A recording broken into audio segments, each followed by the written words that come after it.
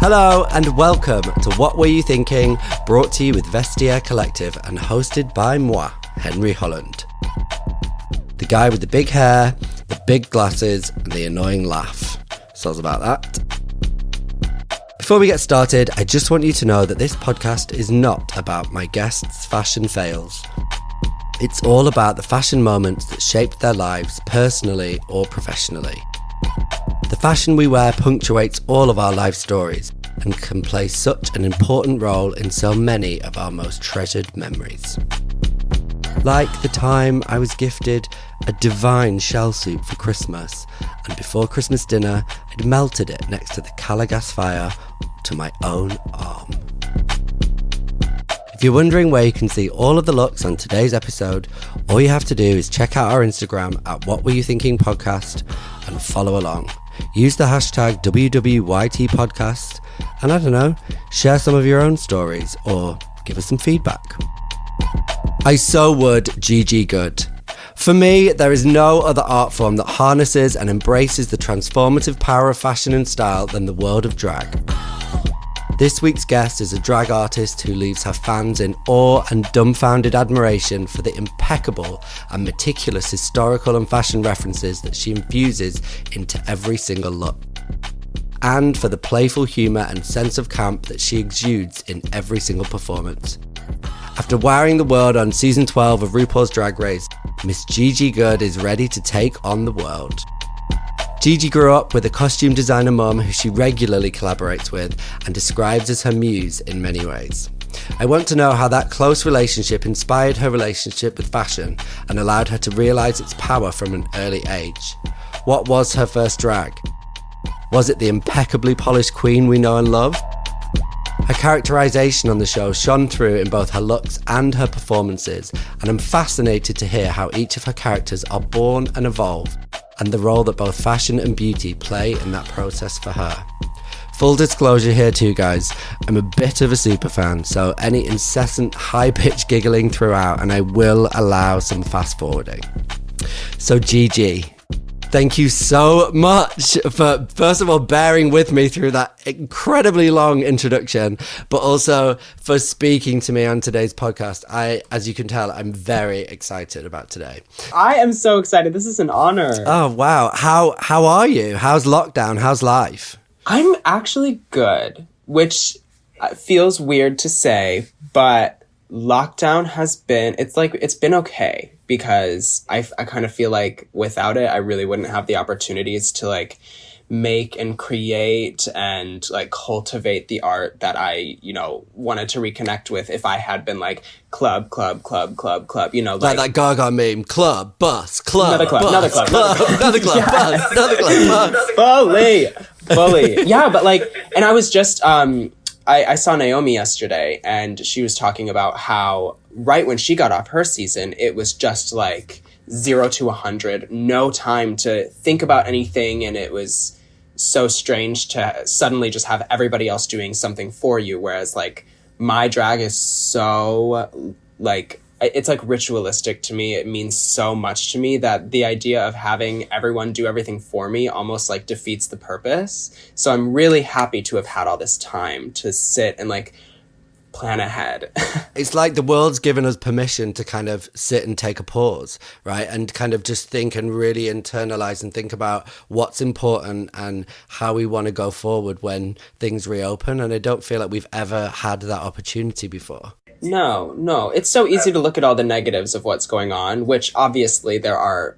More often than not, they're outweighing the positives. But looking at the positives kind of offers us just kind of a breath of release for a minute, and then something else to focus on. So let's start by talking about some of your earliest memories and some of your earliest connections with fashion. Do you remember what your earliest memories were? Yes. I think that my very first memories with fashion started with dolls. And, because I became aware of the tactile form of fashion through dolls before I was ever aware of, what the word fashion was, or a clothing pattern, a sewing pattern, what have you. And so through these Barbie dolls that, were given to me by my mom in secret and my babysitters and, eventually were thrown away by my dad, they have fully shaped my idea of fashion, because just like wrapping a napkin around a Barbie doll and calling it a gown is just, that is square one. And then from there, it's just a matter of, okay, well, how do I make it bigger and fuller? How do I make it shorter? How do I make it have this neckline? Which, of course, at the time, and I'm probably like 3 or 4 years old right now, have no idea what I'm doing, but it's just like, I don't know. The only memories as a child that I do remember are the ones that involve feminine things like dolls and my mom's like boudoir where she would get ready for church every Sunday morning. And like, so yeah. What about your like things that you wore yourself? Like, do you have, because some of my earliest memories are based around the outfits that I had on. So, you know, I can remember these royal blue corduroys with this scratchy yellow and white striped jumper. My mum, for some reason, loved primary colours, which has definitely stayed with me. That connects for me to one of my earliest memories. And so many of my memories right the way through my life, I can remember what I was wearing or what, you know, other people even were wearing in the situation. So can you remember like some of your earliest memories of things that you wore that meant something for you? And were they feminine things as well? Absolutely, yes. I mean, like, when I tell you I probably can't remember anything in terms of like boy clothes that I would have worn, because that was just so boring to me. What I do remember is having a pair of ruby red slippers from The Wizard of Oz, which that movie fully shaped so much of my inspiration and my creativity with color stories and just proportions, just everything. That movie was everything to me. And so I remember the ruby red slippers, and I remember getting in a fight with my neighbor Julia, who thought that they belonged to her, but they most certainly did not. And, you know, so unfortunately, I don't have a lot of memories from when I was a child, and it makes me so sad because I know I had such a great childhood and I would love to be able to remember all of it, but I can't remember anything like before the age of 7, really. The other thing I do remember is the school that I went to, the preschool that I went to, had a dress-up station, and all the boys would go and dress up like firefighters and like dinosaurs and police officers, and there was always this one dress that I'm sure was inspired by like Spanish flamenco dancers, but it was the fullest one, and it had the most amount of like sequins and trimmings on it, and I would sprint to that dress and get it on, and I do have a picture of that actually that I can send you. That would be incredible, yeah.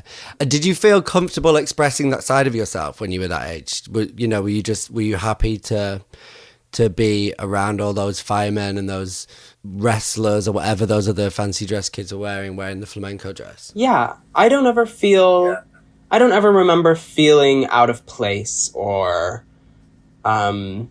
feeling different necessarily. I know that my parents and my family and my friends definitely knew and thought I was different, but internally to me it was just, you know, like if I am different, thank God.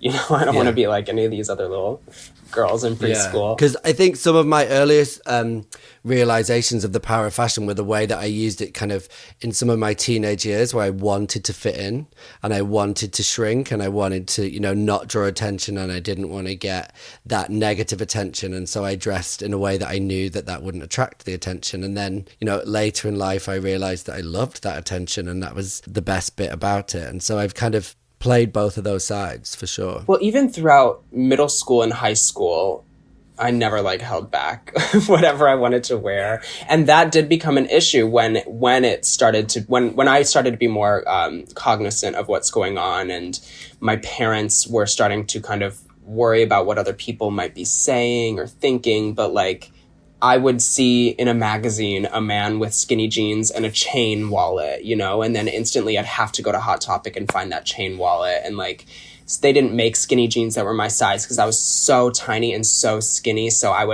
learned how to sew, and I learned how to make my jeans skinny for me. And same with like cardigans were always too big and baggy. So I had to make them fit my body. And, you know, I never really held back. I would say maybe in middle school a little bit I did, because that was like the worst in terms of bullying. Even throughout high school, like my junior and senior year, I wore makeup to class, and I think having the mom that I had really allowed me to do all these things completely freely. And I understand that there are so many kids out there that just don't have that and did not get to have that. And I wish that all those parents would just watch the impact that my mom raising me has had on my life, because at the end of the day, if your parenting is not all about making your child as happy as they possibly can be, then you're not parenting. I mean, I'm so fortunate in a really similar way. At my 12th birthday party, my mum invited all of her friends and had T-shirts made with her face on it. And it said at the top, Stephanie Holland, and underneath it said gay icon. And the next day, she made all of her friends march at Pride wearing these T-shirts because she decided she wanted to be a gay icon. And she was like, well, no better place to be born a gay icon than Pride. And all of my mum's friends were wearing these T-shirts at my 12th birthday party. And I was definitely in that kind of more shrinking phase. And I was like, Mum, seriously? So embarrassing. And now looking back, I'm like, I have such gratitude for that. And just the way that I was so able to not fear any side of myself and just, you know, be comfortable because I knew I was in a safe space. It's amazing. We're taking a quick break and we'll be right back after this. This podcast is brought to you with Vestiaire Collective.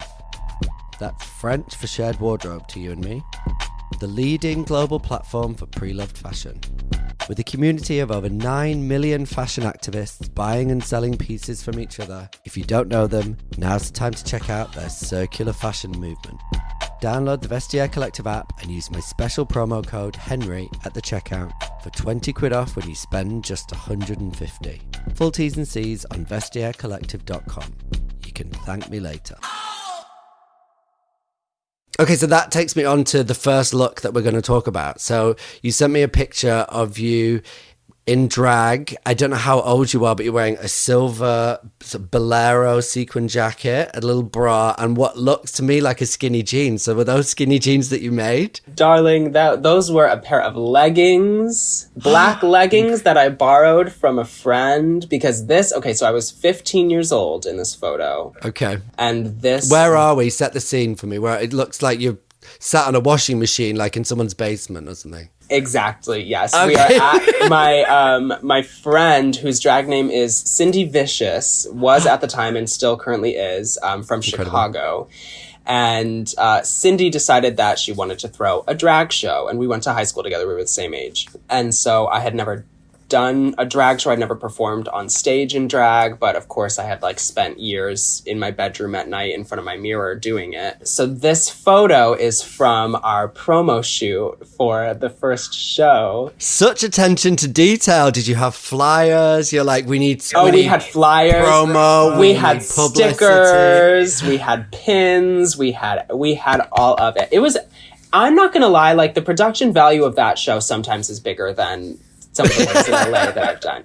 But the person next to me in the photo is my really close friend Kirby, whose drag name is Goddard. And just you can see in that photo, the weirdest, craziest, kookiest. I think that Kirby offered a lot of inspiration to me at that age because of their willingness to just not give a fuck about what anybody was thinking about themselves. And that was mind-blowing to me because, of course, I was really doing whatever I wanted to, but I wanted everything that I was doing to stay pristine and to stay pretty and stuff. But it wasn't until I realized that, it does not matter what other people think. I'm not doing it for them. I'm doing it for me. So that definitely offered. And how amazing that you had, a drag family at 15 years old. You managed to gravitate together and find those like-minded souls. That's so... fortunate again, isn't it? That's amazing. They both still do drag now. Mm-hmm. Well, yes. Yeah, they both perform. Cindy does it a lot in Chicago. Kirby has found a life in Colorado with a tiny little bungalow and a cup of coffee. That's her thing now. Okay. Amazing.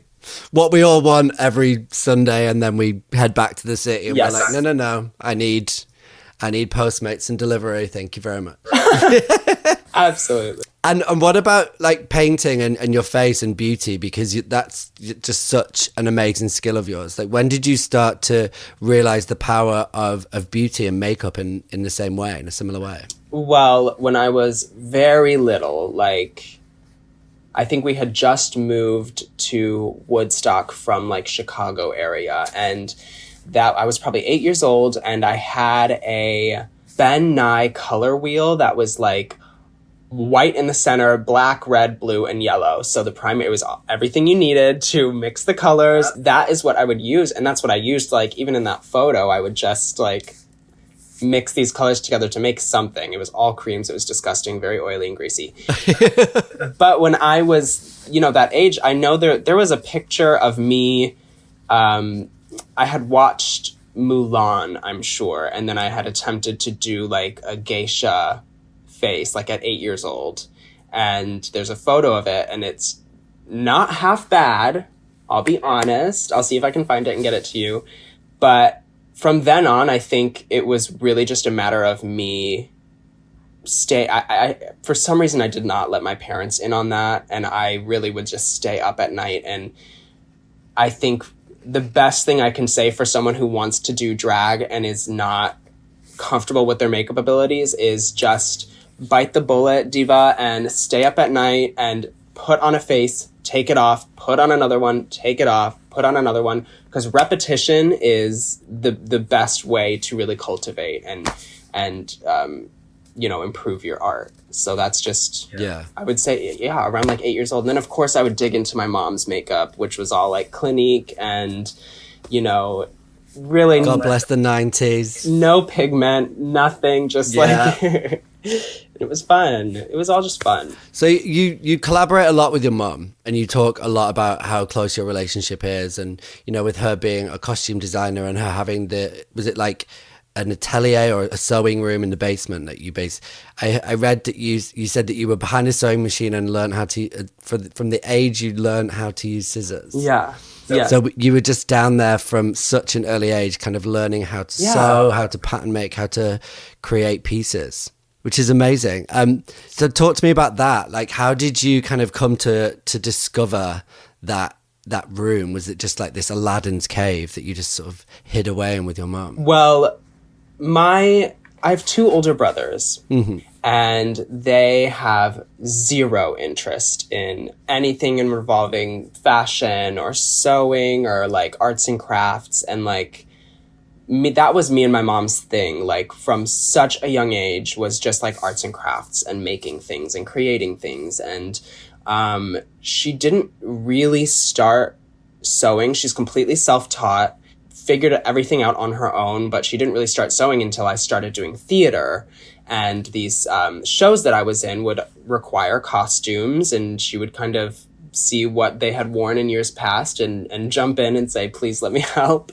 And from that point, it was just, because I started theater at such a young age, I would just stay with her and sit with her like hours on end watching her make these things. And it was just like so mind-blowing to see flat pieces of fabric become something.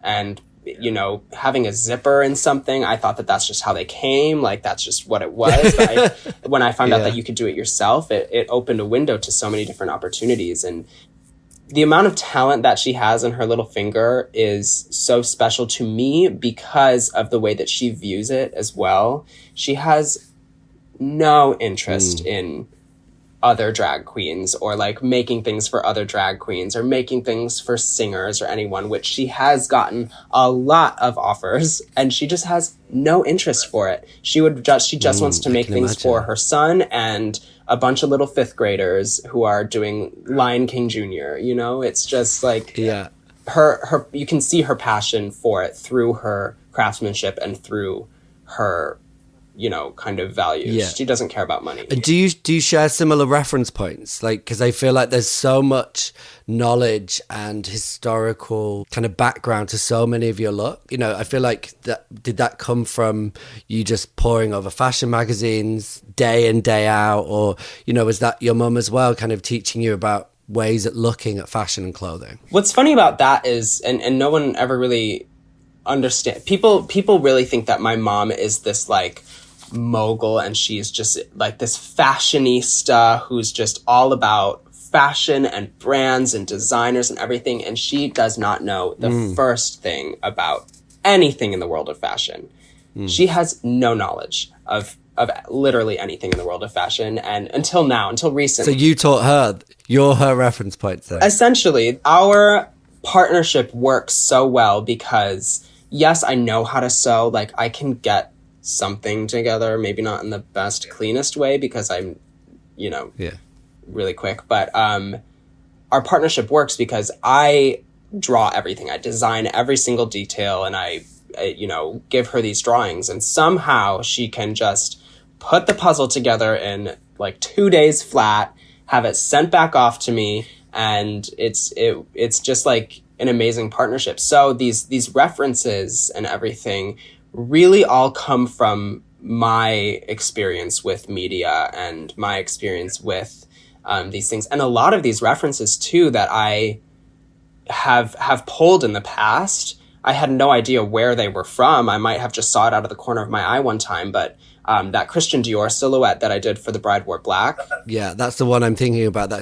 Because I read about you talking about you learning about the female form from your mum's sewing patterns. Totally, yes. And seeing those shapes. And I can picture in my mind those 40s, 50s sewing patterns with those really kind of, like fluid forms, illustrated on the front. And in my brain, I can see you in The Bride Wore Black. Right. That's such the silhouette. So The Bride Wore Black look was inspired by a look that I had done before, which was a white wedding dress that was a Christian Dior silhouette that my mom had done for me. That I think I sent you a picture of. It's me standing in a church, and it's like the church is all crumbling down.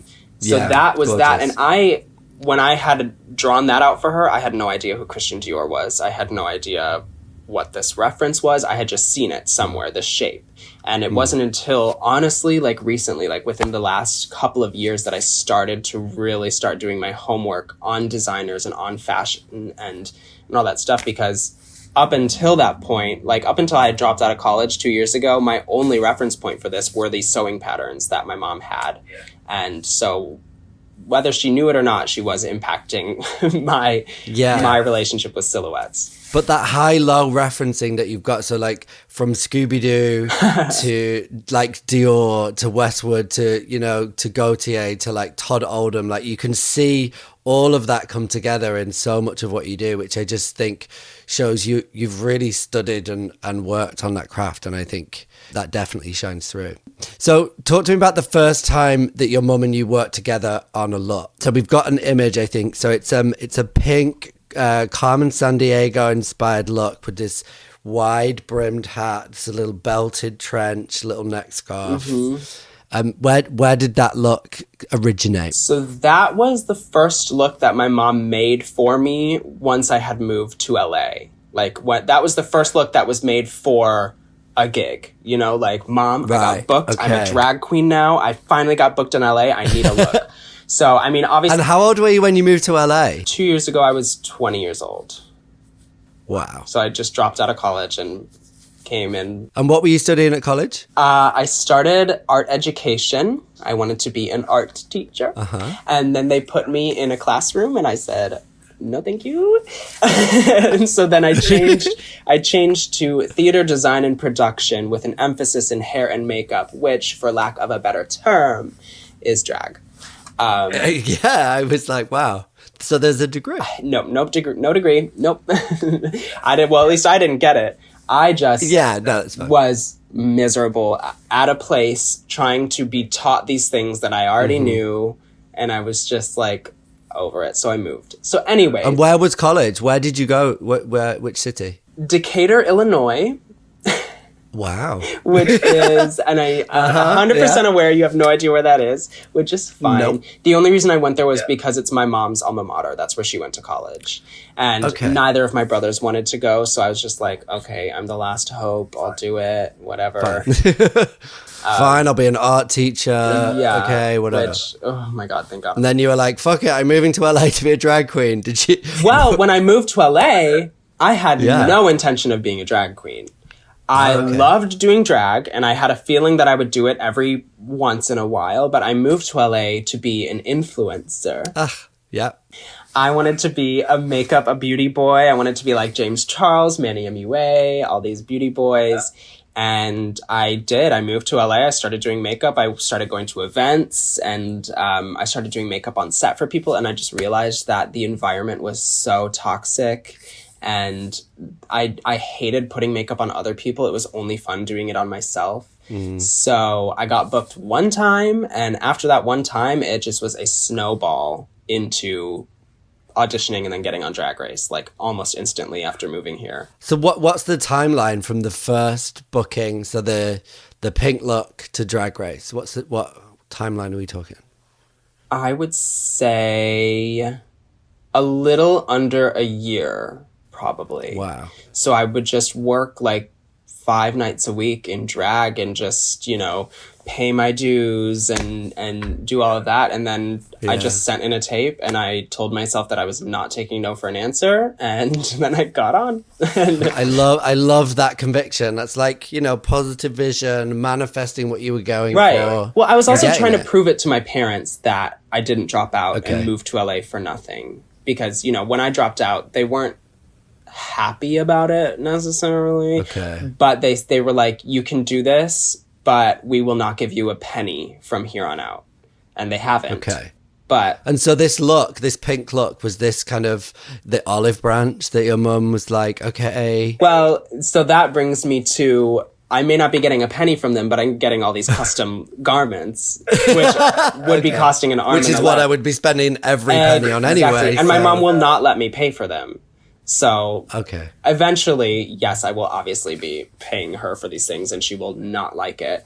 But so this pink look was, again, one of those things that I was not entirely aware who Carmen Sandiego was, but I had seen this picture. I had to Google it. I'm not going to lie. I had to Google it. Yes. But yeah, she's fabulous. But I wanted it in a like Pepto-Bismol pink color. And it was really the first time my mom had ever made like a hat and a trend. Like it was the first like fashion thing my mom's ever made. Because prior to that, it was all like 1950s dresses and like theatrical type of silhouettes. But this one was like pussy short and like wide belt that she made herself, and the giant lapels with the cuffs on the sleeves and the hat. And it was just like, I got it in the mail, and it was so exciting, like to open this up and try it on and know that it only works for me. It doesn't work for anybody else. It's my size. It's no one else owns it.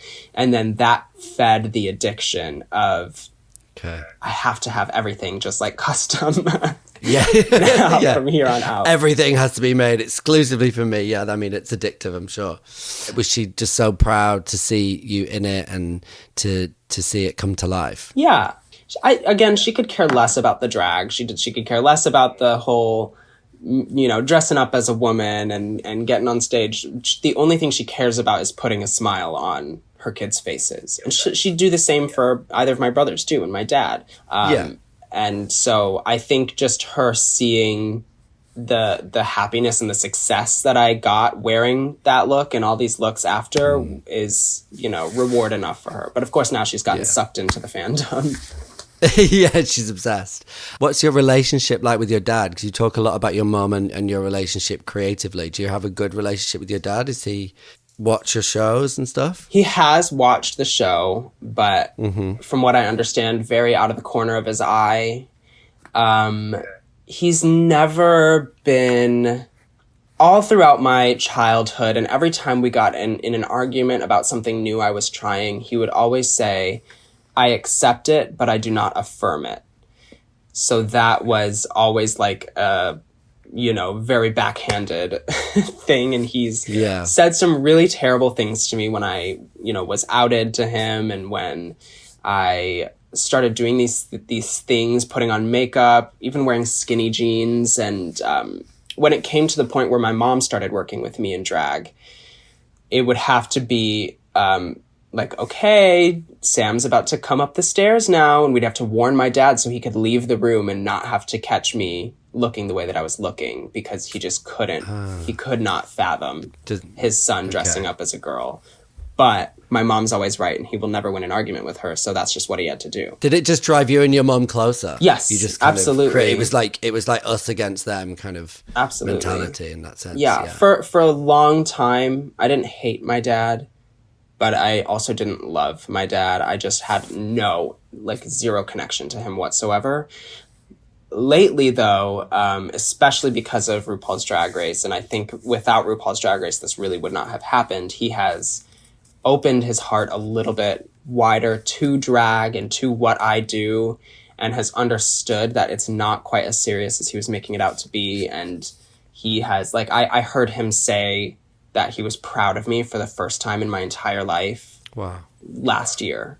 So, RuPaul's Drag Race bringing families together since 2009.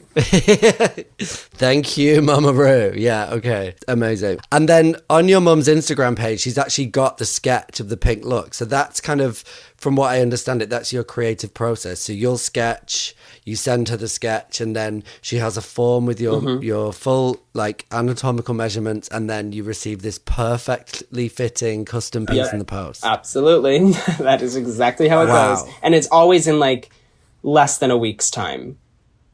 Yeah. Always. I mean, she knocks things out like that is insane to me. So she needs to be in fashion. We need seamstresses with that skill set and that time frame. Yeah, I mean, you're telling me, but again, she has zero interest in that. Like, does not care to do it for anybody else. But that's just so divine, just to hear that, she just cares about putting a smile on your face. I just think, that's the essence of what it should all be about, right? Have you ever had anything go wrong with any looks that you've done together, or anything where you've been like, oh, this was not what I was thinking, actually? You can take this back. Rarely, but yes, it has happened a couple times. Give me an example of you. There's a look that I wore a while ago that was very like Harlequin, jester, mint green and baby pink with like this big tall cone on my head. I remember that, yes. And it just was not what I was hoping for. It was very, I think it was just the material. The fabric was so heavy that it didn't give me any volume. There was no structure to the bodice. And of course I wore it and got endless compliments. And it was such minor little things to me that nobody else would have noticed. But I think that actually might be the only time. Okay. The only one? Yeah. Well, that's pretty good. Honestly, like, I have this whole rack of clothes next to me that are just full of these. I wish that everyone could see these pieces up close because they look like couture, fully finished, fully lined. I mean, they are. They're all she needs is a tag. Yeah, all she needs is a tag. And then, this sounds kind of creepy now, but I was looking at her Instagram like earlier today, and just the way she documents what she's making for you, it's like such a labor of love. Like the Wall Street broker with the huge shoulders, the like talking heads, like shoulder pads, and just like the way she constructed that. You can see all of the internal work, and like it looks absolutely amazing.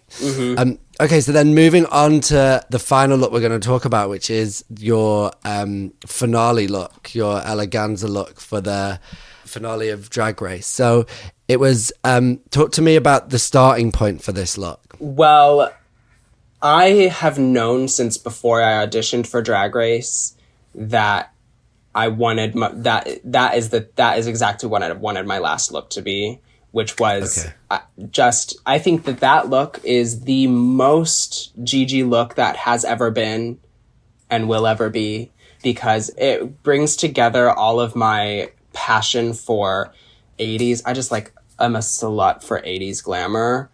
And it also tied in a bit of my love for like vintage and 40s, sort of with the hair, as well as my passion for camp and humor. And, it's fun to wear fashion that is just beautiful, but it's even more fun when you can be in on the joke and you can offer a sense of humility and humor to it. So that look has been in the back of my mind for a long time. I sketched that look long before I was even on Drag Race. And it just is like, that look was very special to me because my mom made it while I was getting ready. Like 2 days before I left for the show, she made this gown.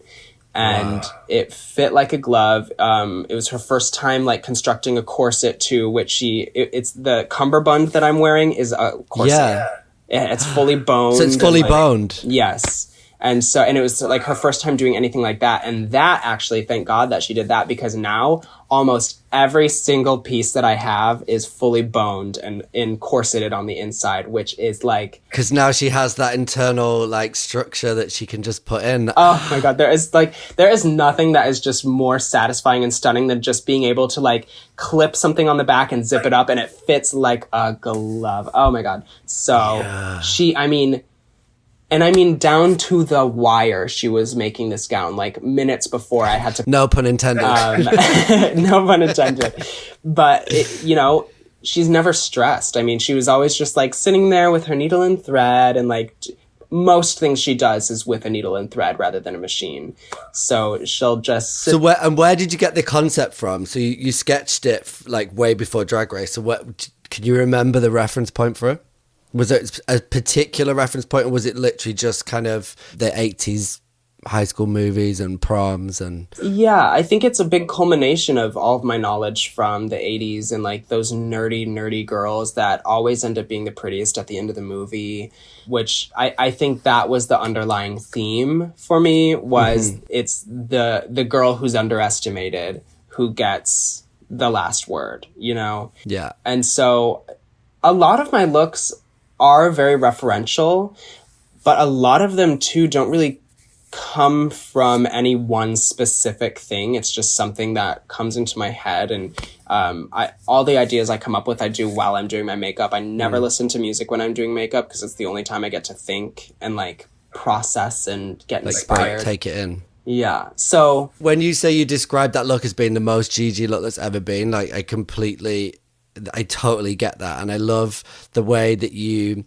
that sense of humor and that in on the joke thing. And I read that you described your drag as a little bit stupid. Oh my God. And I love that point of view, because I used to want to say things like that about my own designs all the time on my own clothes and be like, well, it's a bit stupid, isn't it? But then people automatically assume that you're not taking yourself seriously. Yeah. When when you refer to things in that kind of way, and you're like, oh, it's a bit stupid. Mm-hmm. But there's so much work and effort and serious graft that goes into successfully making yourself look a little bit stupid impeccably well. Yes. And that's what I love about Gigi. Well, thank you. Thank you for that, because that's really exactly how I look at it. I would rather everything that I wear I just want to make people laugh. I just want to make people smile, and it's stupid. It's all dumb. It's all just really stupid. Yeah. But in like the most like iconic way of doing that. And I think, it's expression, and it's powerful, and it's really harnessing the power of clothing and beauty and hair and makeup and all of those things brought together to kind of make people feel differently and make you feel differently and make your audience and people that watch you perform. Totally. And there's also a big sense of control with that too, when you take the power away from the word stupid or anything like that. And it's another sense of when I was talking about before having other people do everything for me. It's like I do literally everything myself. I have never worn a wig that somebody else has styled. I have never worn something that I or my mom or like Forever 21, didn't make. Yeah. And the same thing for my makeup. I've never had someone do my makeup, and I've never worn it out of the house. It's like having the ability to just have this world of creative energy, and it even comes into play with like the House of Avalon and Marco Monroe, and who have been such an incredible source of inspiration and motivation. Amazing force, yeah. Because you were all quarantined together, like the House of Avalon, right? The whole crew, and just some of the things that you created and the shoots, and the pool shoot in Palm Springs was pretty impressive. The sitting and the basketball ring, like it's just such an inspiring group of people just to be around. You must want to be locked down for another year. Oh my God. Yeah. I mean, honey, my work ethic is going to go down the drain as soon as I have to start traveling. But again, it all comes down to that one underlying theme of stupidity, because none of us take anything too seriously.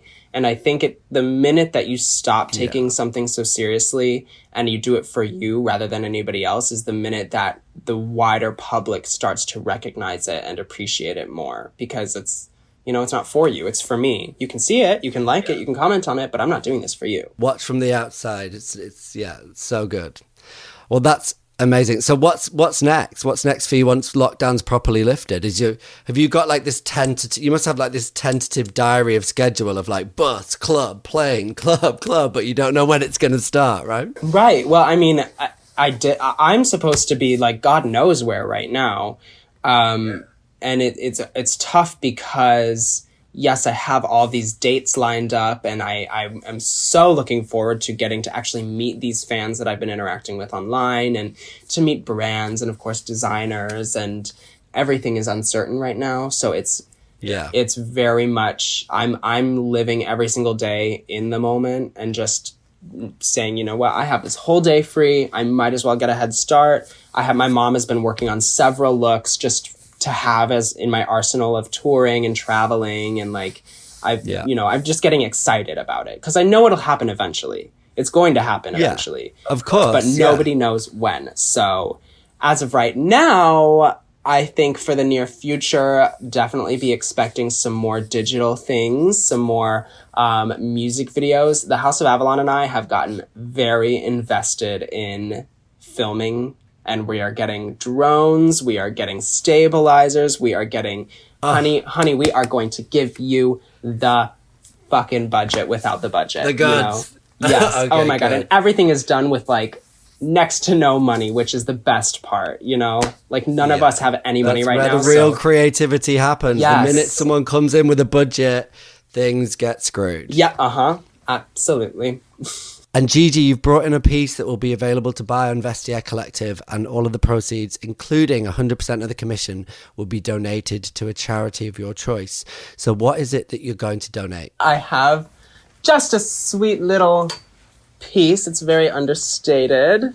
This cute little cape that my mother made, which is fully lined and fully finished. I had this made 2 Christmases ago, which is really weird because it's zebra print and not anything to do with Christmas. But I had this like red vinyl outfit made with like gloves, and it was a skirt, and I had a white fur hat, and this is what I wore before the reveal. So I'd like tear this off and it would turn into like a Christmas outfit.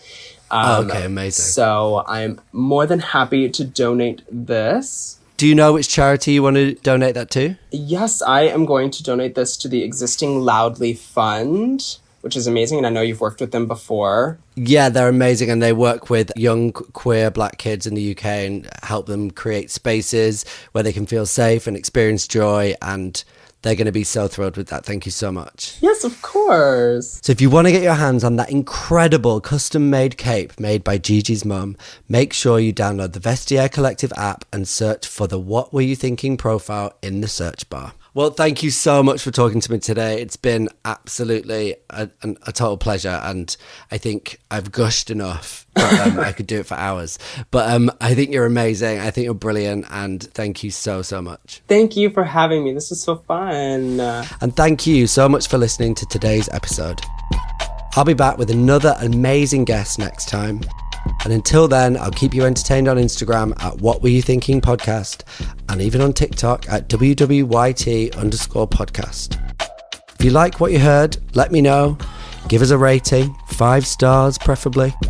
I'm going to go check out the Vestiaire Collective app and see if anyone's bought Gigi's mum's cape. Might even get it for my mum if it's still available.